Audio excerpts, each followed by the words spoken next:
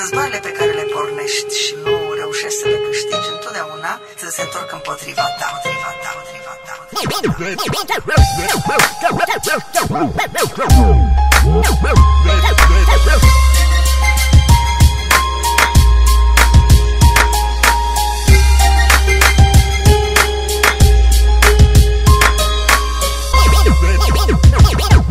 Făcând 3 pași îmi vine gândul că deja e timpul să mă manifest folosind cuvântul, să descriu o ființă ce are o dorință de a lăsa în spate o ușă larg deschisă, ce simte, care ce spune către o lume ce acuză, ce abuză, folosind aceea scuză ascunsă de a fi confuză. Căci au zilele ca în filmele unde personajul îți vinde sângele pentru a-și obține binele. Se știe că dacă vorbești rău înseamnă că gândești rău, deci trăiești rău.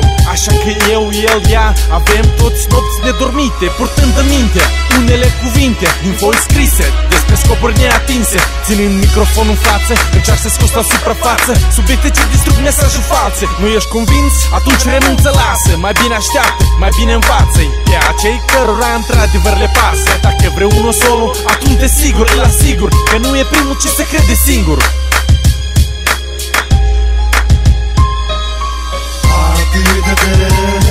Realizez că trebuie să arăt mereu cât sunt de tare. Aș vrea să ies încercul fără sfârșit din care nu găsesc scăpare.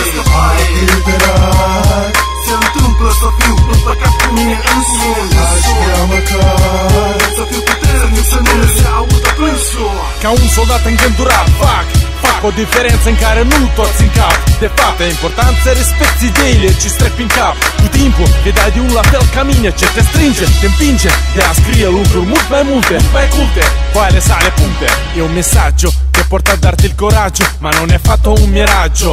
Infine voglio dire, non è semplice capire una persona che ha tanto da dire, che scrive come vive, si esprime attraverso con le sue rime. La differenza viene grazie all'esperienza, in quale cerca di recuperare la sua assenza. Giorno dopo giorno è una partenza, è un ritorno.